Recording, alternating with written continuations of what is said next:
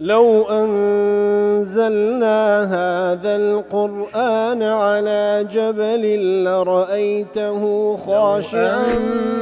أنزلنا هذا القرآن على جبل لرأيته خاشعا أنزلنا هذا القرآن على جبل لرأيته خاشعا متصدعا من خشية وتلك الأمثال نضربها للناس لعلهم يتفكرون.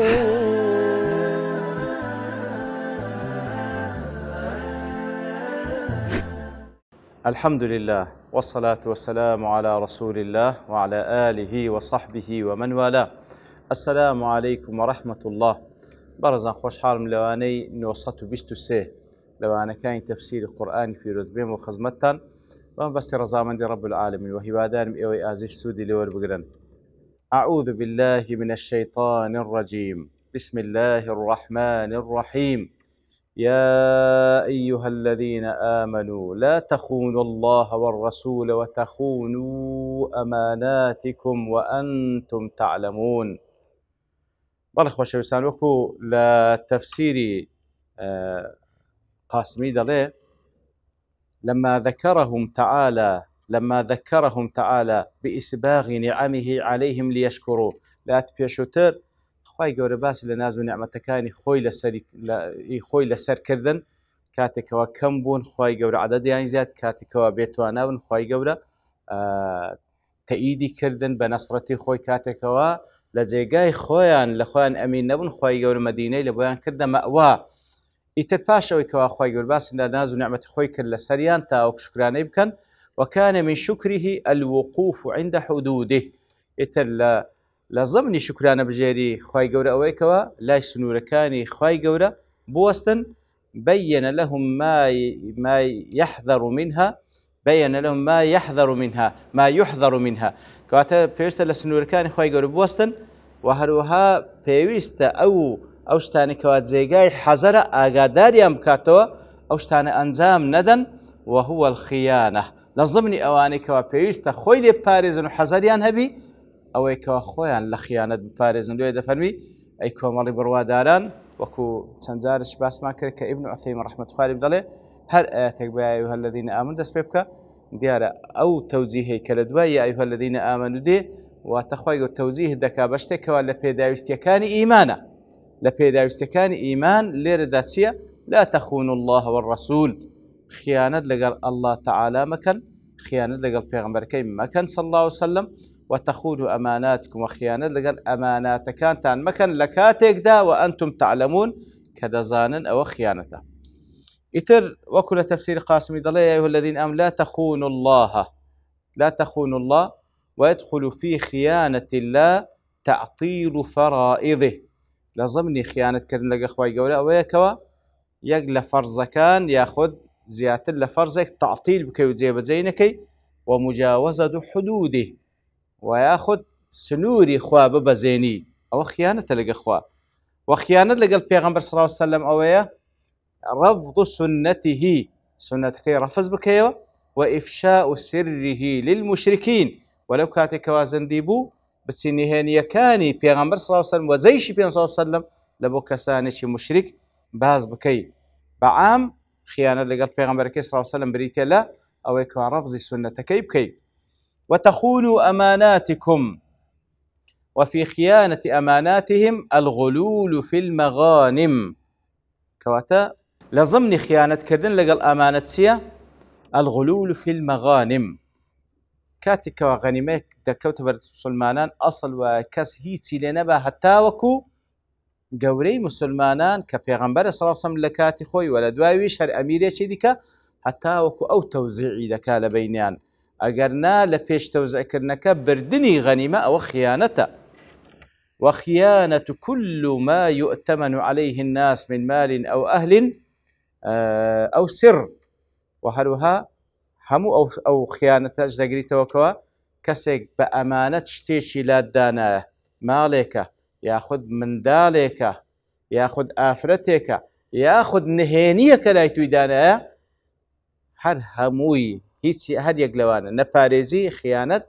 هەر خیانەتە و خوای گەورە نەهی لێ کردیە. لا تفسير سعدي دلي يأمر تعالى عباده المؤمنين الله تعالى فرمان ببند إيمان داركين دكا أن يؤدوا ما ائتمنهم الله عليه أو كاراني كواخواي قورة بياني راس باردية أنزامي بدن أو ذا لأوامر زيب كان لنواهي خويل باريزن فإن الأمانة قد عرضها الله على السماوات والأرض والجبال أمانة خواي قورة كل صورة الأحزاب دا فرمي خواي قورة أرزك لسر آسمان كانوا زوي وتيادا فأبين أن يحملنها وأشفقن منها وحملها الإنسان إنه كان ظلوما جهولا كنا آسمان نزوي نتيا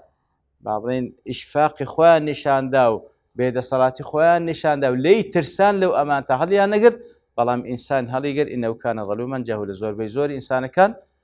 هم ظلم دكا هم جاهلا فمن أدى الأمانة استحق من الله الثواب الجزيل هر كسك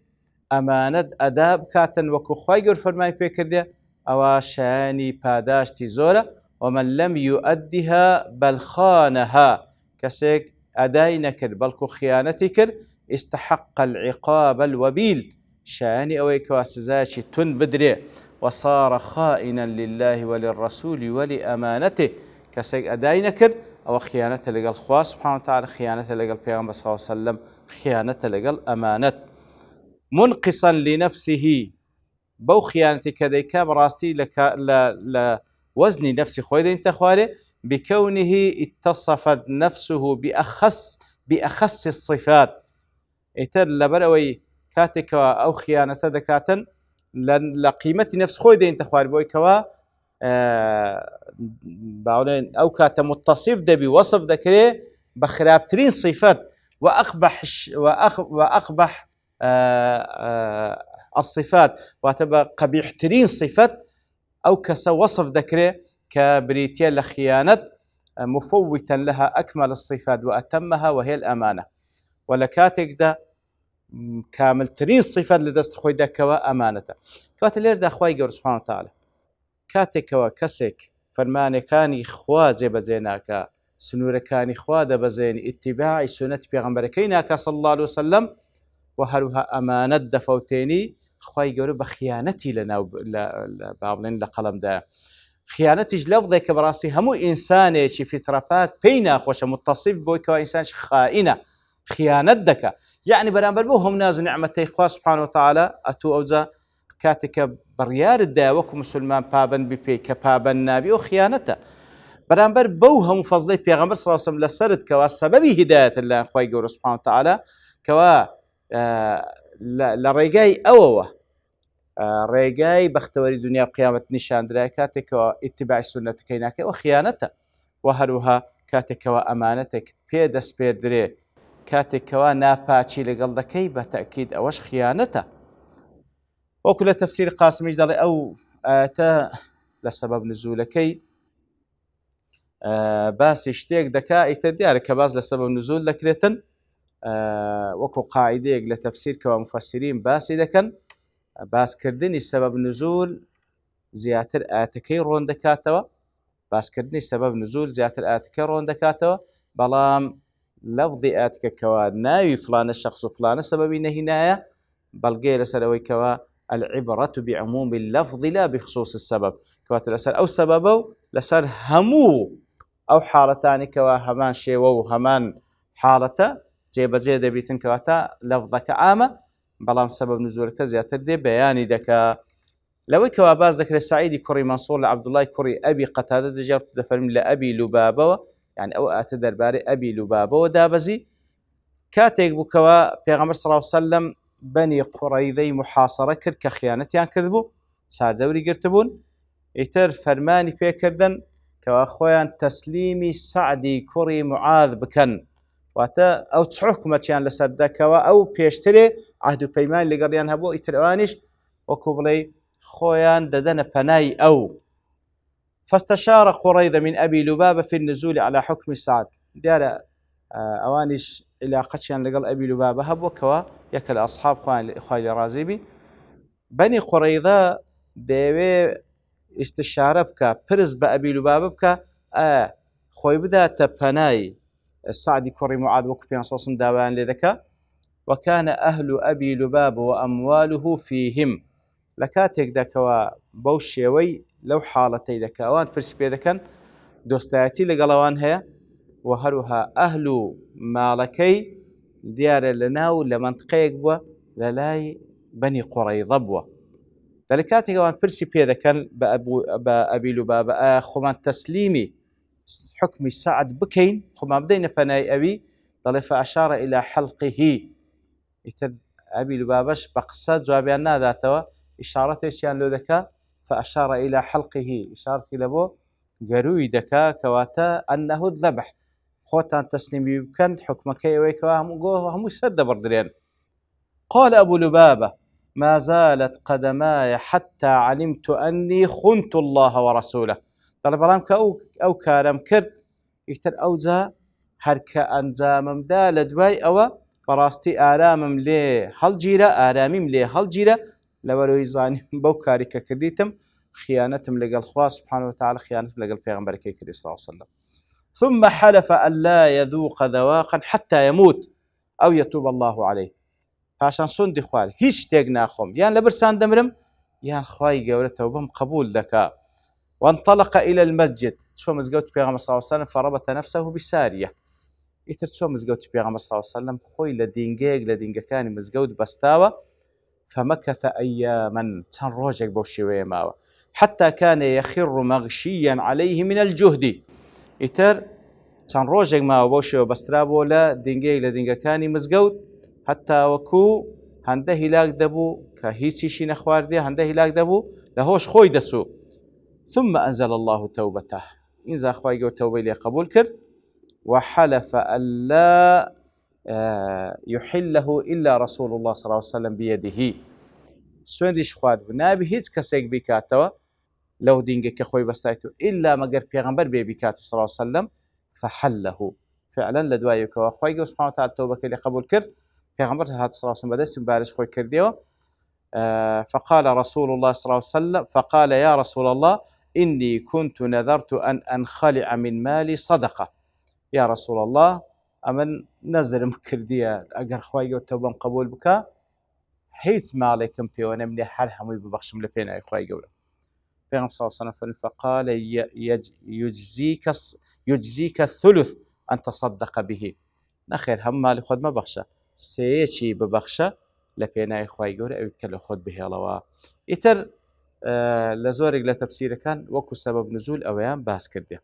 قال بعض المفسرين دل هذا السبب على جواز إظهار الجزع على المصيبة إثنان هذه المفسرين الدواء وسبب نزولين باس كده لأن كواتا أو بلغي لسروي أو كوا أبي لبابا كردي ذكري لسر إظهار الجزع على المعصية ذكري لسر أو كوا كسي جناه لدستي درتشو جناه كان زام ده ذكري أو زاد جزعوا بعضين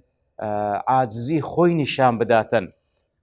وإتعاب النفس وتوبيخها وذكري إنسان لدويكو جناحك لدستي درتشو أنزام درا فعلا سركوني نفسي خوي بكاو سزاي بدا لأنه صلى الله عليه وسلم لم ينكر على أبي لبابة لبرو صلى الله عليه وسلم بيني تي لخوي كرديو إنكاري وحالته شي نكر ليه قراءتات سنروجة تاخوي وتوبي قبول كر ودل على أنه يستحب اتباع المعصية بالصدقة وهو أو سبب نزولش بلغي لسروي ذكري باشتر وايه لدواي هر معصيتك إنسان لدستي درتو فالصدقة بك لأنه عليه السلام قال يجزيك ثلث مالك لبروي فرمو هيزم بخشة فرمو أندد بسك واسيتش مالد ببخشي وهذا سبيل قوله في سورة هود إن الحسنات يذهبن السيئات يتلقى لو آتاج دقون زي كواخواي يقول فرمي إن الحسنات يذهبن السيئات بيقمان حسنات ساككاري سيئات خرافكاري كان لناو دبا وأنتم تعلمون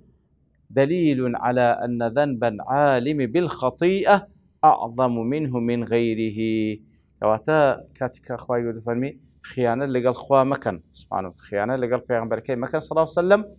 وخيانة لقال أمانتج مكان كأنقو دزانن كناكري نابي خيانة بكن كواتا وبالقي لسلوي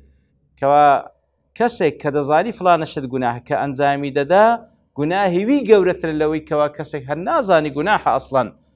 لأنه المعنى وأنتم تعلمون تبعة ذلك وباله دەزانی کەوا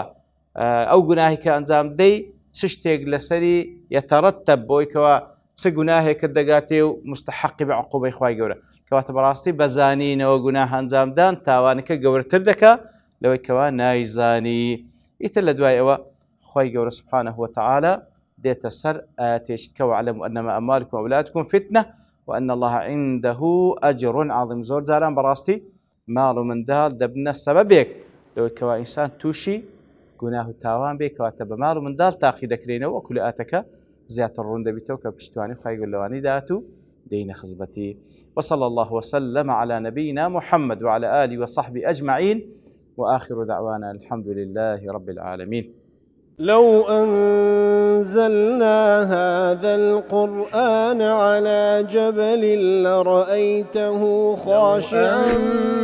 أنزلنا هذا القرآن على جبل لرأيته خاشعا أنزلنا هذا القرآن على جبل لرأيته خاشعا متصدعا من خشية وتلك الأمثال نضربها للناس لعلهم يتفكرون.